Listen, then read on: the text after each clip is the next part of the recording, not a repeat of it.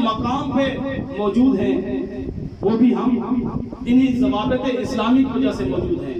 اور دوسرا ضابطہ جو اسلام نے متعارف کرایا وہ کون سا تھا کہ اسلام نے تمام مسلمانوں کے اندر رشتہ اخوت قائم کر دیا, رشتہ مواخات جسے کہا جاتا ہے, یعنی بھائی چارے کا رشتہ قائم کر دیا. اور اس کی مثال ہمیں کہاں ملتی ہے؟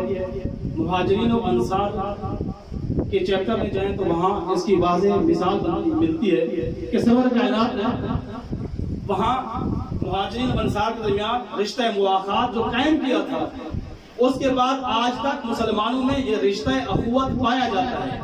اور یہی وجہ ہے کہ آج ہم یہاں جمع ہوئے ہیں تو فقط حقوق کی وجہ سے جمع نہیں ہوئے, بلکہ ہم اس رشتہ اخوت کی وجہ سے پیدا ہوئے ہیں. اور ہمارے درمیان جو رشتہ اخوت پایا جاتا ہے وہ کون سا رشتہ ہے؟ وہ ایک عظیم رشتہ ہے. آج ہم اگر یہاں جمع ہوئے ہیں اس کی ایک ہی وجہ ہے, ہم یہاں یا تو محبت حسین میں جمع ہوئے ہیں یا ولایت علی کی وجہ سے جمع ہوئے ہیں.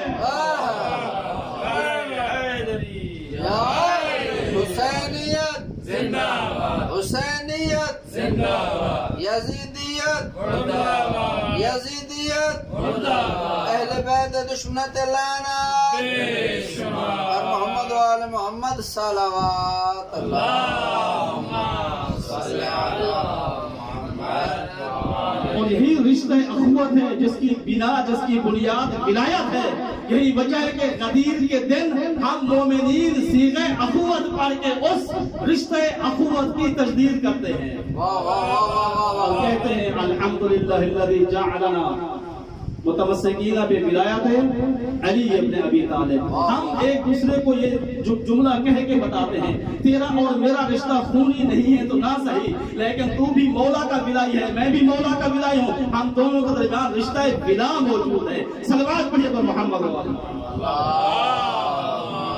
صلی علی محمد و آل محمد.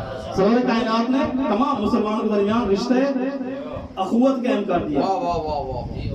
انصار اور مہاجرین موجود تھے, سرور کائنات نے سب کو جمع کیا اور سب کے درمیان صیغہ اخوت قائم کیا, رشتہ اخوت قائم کیا.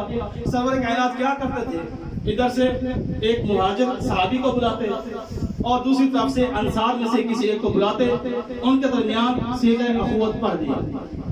ایک اور مہاجر کو بلایا, انصار کو بلایا, صیغہ اخوت رشتہ اخوت قائم کر دیا. مہاجر کو بلایا, انصار کو بلایا, رشتہ اخوت قائم کر دیا. اس رشتہ اخوت کو قائم کرتے کرتے سرور کائنات نے حضرت ابو بکر کو بلایا, رشتہ اخوت قائم کر دیا. حضرت عمر کو بلایا, رشتہ اخوت قائم کر دیا. حضرت عثمان کو بلایا, رشتہ اخوت قائم کر دیا. سرور کائنات نے قمبر کو بلایا, مقداد کو بلایا, ابو ذر کو بلایا اور رشتہ اخوت قائم کر دیا.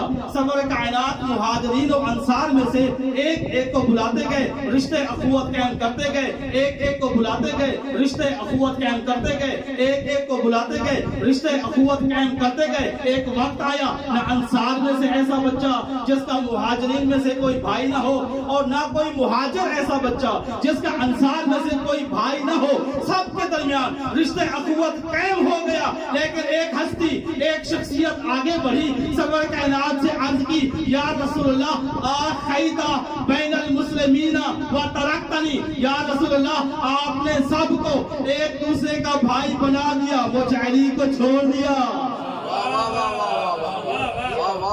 سرور کائنات نے جب وجہ اللہ کے چہرے پر غمگینی کے اثرات دیکھے, علی ابن ابی طالب کو اپنے پاس بلایا اور فرمایا یا علی پریشان ہونے کی ضرورت نہیں ہے, افسردہ ہونے کی ضرورت نہیں ہے. نہ مہاجرین میں سے کوئی ایسا ہے جو آپ کا بھائی بن سکے, نہ انصار میں سے کوئی ایسا ہے جو آپ کا بھائی بن سکے. ان میں سے کوئی بھی ایسا نہیں ہے جو آپ کا بھائی بن سکے. اس لیے میں نے ان میں سے کسی کو بھی آپ کا بھائی نہیں بنایا. اس کی وجہ یہ ہے انا انت اخی فی دنیا والآخرہ. یا علی پریشان کیوں ہوتے ہیں؟ اللہ نے مجھ مصطفیٰ کو دنیا میں بھی آپ کا بھائی بنایا, آخرت میں بھی بھائی بنا دیا ہے.